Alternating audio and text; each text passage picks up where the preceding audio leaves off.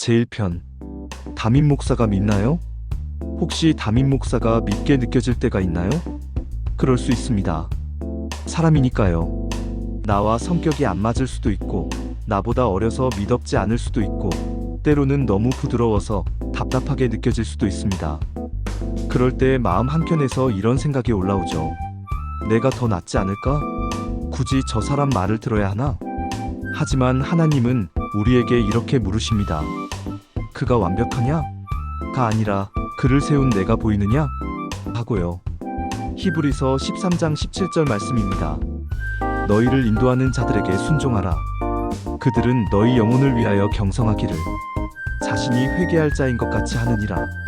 하나님은 완벽한 사람을 세우시지 않습니다. 대신 불완전한 사람을 통해 완전한 뜻을 이루십니다. 그래서 지도자를 존중한다는 것은 그 사람의 성격을 좋아하라는 게 아니라 그를 통해 일하시는 하나님을 믿으라는 초대입니다. 지도자를 향한 불만이 마음에 쌓이면 설교가 귀에 들어오지 않고 그의 사역이 눈에 거슬립니다. 결국 우리는 사람을 보며 신앙을 판단하게 됩니다. 하지만 기도하기 시작하면 마음이 달라집니다. 기도는 감정을 녹이고, 기도는 관계를 회복시키고, 기도는 하나님의 눈으로 다시 보게 만듭니다. 혹시 지금 목회자와 마음이 멀어졌다면 오늘 단 한 번이라도 그를 위해 기도해 보세요. 기도는 우리가 먼저 변하게 하는 하나님의 손길입니다. 지도자를 향한 순종은 사람에 대한 복종이 아니라 하나님의 섭리에 대한 신뢰입니다. 제2편. 교회는 권위보다 관계다? 요즘 교회 안에서 자주 이런 말 들으시죠? 교회는 권위보다 관계가 중요하지요. 맞아요. 관계 정말 중요합니다. 하지만 관계만 강조하다 보면 하나님이 세우신 질서가 무너질 때가 있습니다. 교회는 단순한 모임이 아니라 그리스도의 몸이에요. 몸에는 머리가 있고 각 지체가 있습니다. 모두가 소중하지만 질서가 있을 때 건강하게 움직입니다. 빌립보서 2장 3절 말씀처럼 겸손한 마음으로 각각 자기보다 남을 낮게 여기라. 예수님은 권위를 버리신 게 아니라 겸손으로 권위를 사용하셨습니다. 그분은 섬김으로 리더십을 세우셨고 사랑으로 질서를 세우셨습니다. 진정한 관계는 권위를 무너뜨리는 게 아니라 사랑 안에서 권위를 세워주는 것입니다. 권위는 사랑을 보호하고 사랑은 권위를 따뜻하게 만듭니다. 교회가 관계만 남으면 방향을 잃고 권위만 남으면 냉랭해집니다. 두 가지가 함께 있을 때 교회는 따뜻하고 건강해집니다.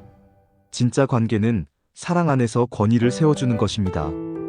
그때 교회는 따뜻하면서도 든든해집니다. 제3편. 비판이 아니라 중보로. 교회를 어렵게 만드는 건 항상 큰 사건이 아닙니다. 가끔은 그냥 툭 던진 말 한마디일 때도 있어요. 그 사람 왜 저래? 목사님은 왜 저런 결정을 하셨대? 그 한마디가 누군가의 마음을 무너뜨리고 공동체의 신뢰를 흔듭니다.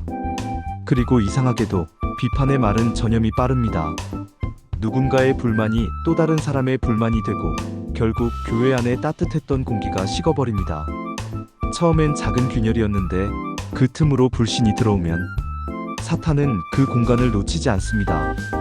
에베소서 4장 29절은 이렇게 말합니다. 무릇 더러운 말은 너희 입 밖에도 내지 말고 오직 덕을 세우는 대로 선한 말을 하여 듣는 자들에게 은혜를 끼치게 하라. 하나님은 입술을 통해 교회를 세우라고 하셨습니다. 왜냐하면 교회는 말로 무너지고 말로 세워지기 때문입니다. 비판은 쉽습니다. 하지만 중보는 어렵습니다. 비판은 입으로 하지만 중보는 무릎으로 하니까요. 비판은 나를 드러내지만 중보는 하나님을 높입니다. 비판은 문제를 키우지만 중보는 문제 속에서 하나님의 손길을 부릅니다. 모세를 보세요. 광야에서 이스라엘 백성은 끊임없이 불평했습니다. 물이 없다, 고기가 없다, 지도자가 마음에 안 든다. 하지만 모세는 백성을 대신해 하나님 앞에 무릎을 꿇었습니다. 그 한 사람의 기도가 이스라엘을 살렸습니다. 오늘날 교회도 마찬가지입니다. 비판하는 사람은 많지만 그 자리에 무릎 꿇는 사람은 많지 않습니다. 그런데 하나님은 언제나 무릎 꿇는 사람을 통해 일하십니다. 혹시 지금 교회 안에서 마음이 불편한 관계가 있으신가요? 이유 없는 오해로 상처받았습니까? 혹은 누군가의 결정이 마음에 들지 않아 비판하고 싶은 충동이 있습니까? 그때 잠시 멈추어 보세요. 그 이름을 불평이 아닌 기도로 바꿔보세요. 그 순간부터 하나님이 일하시기 시작합니다. 기도는 상황을 바꾸기 전에 먼저 내 마음을 바꿉니다. 비판은 상대를 향하지만 기도는 하나님께 닿습니다. 그래서 기도는 언제나 문제를 뛰어넘는 길이 됩니다. 하나님은 지금도 교회 안에서 누가 나를 대신해 기도하겠느냐? 그 한 사람을 찾고 계십니다. 비판은 교회를 무너뜨리지만 중보는 교회를 세웁니다. 그리고 그 중보의 시작은 바로 내 마음의 변화에서부터입니다. 오늘 누군가를 향한 비판의 마음이 떠오를 때 그 자리를 무릎으로 바꾸어 보십시오. 그 한 번의 무릎이 교회를 살릴 수도 있습니다.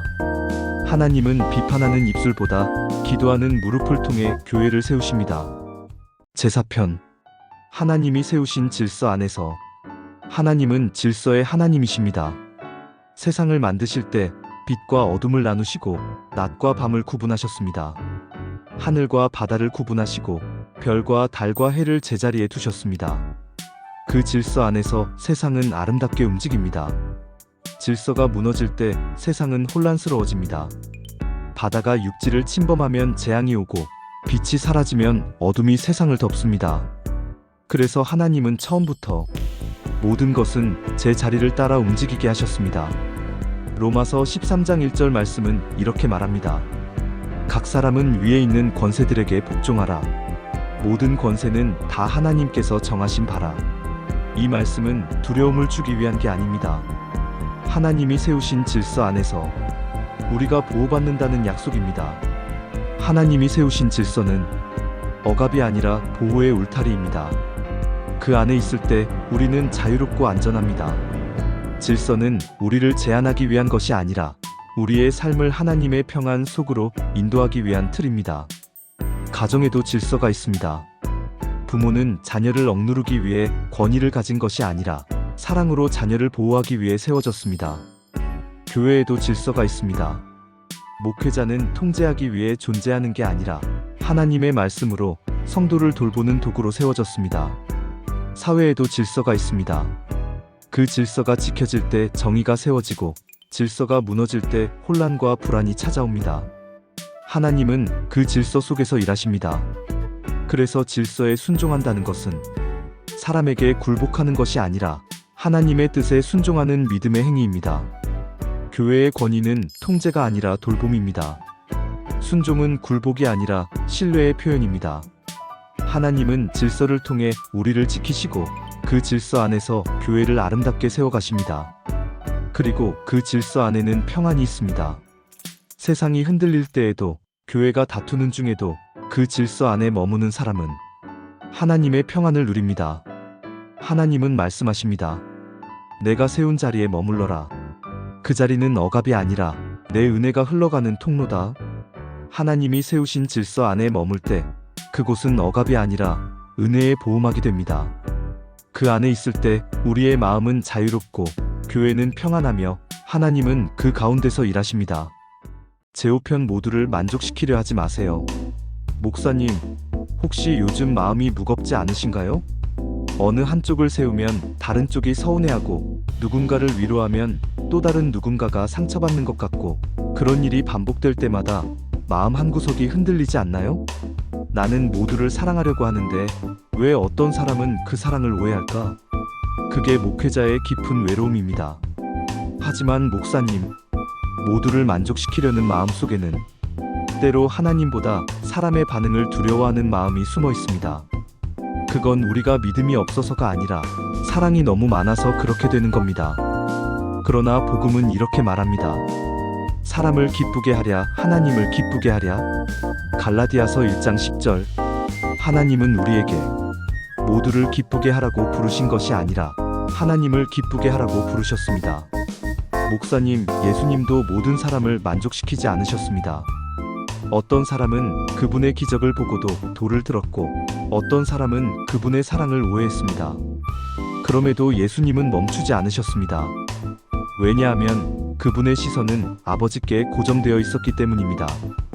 우리의 시선이 하나님께 고정될 때 사람의 평가가 두렵지 않습니다.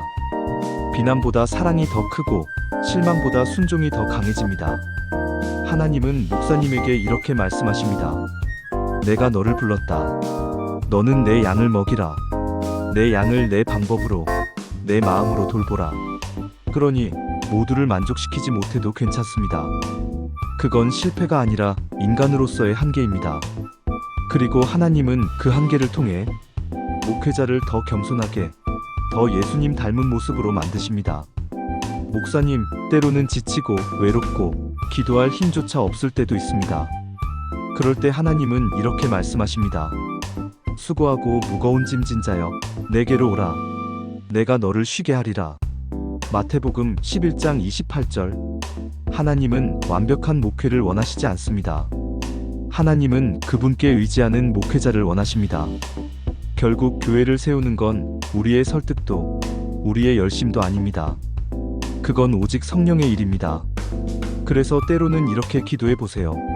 주님, 제가 오늘도 모든 사람을 만족시키려 애썼습니다. 하지만 이제는 그 자리에 주님을 모시겠습니다. 제가 아니라 주님이 일하시게 하소서. 그 기도가 진심으로 나올 때 비로소 하나님은 그 마음에 평안을 주십니다.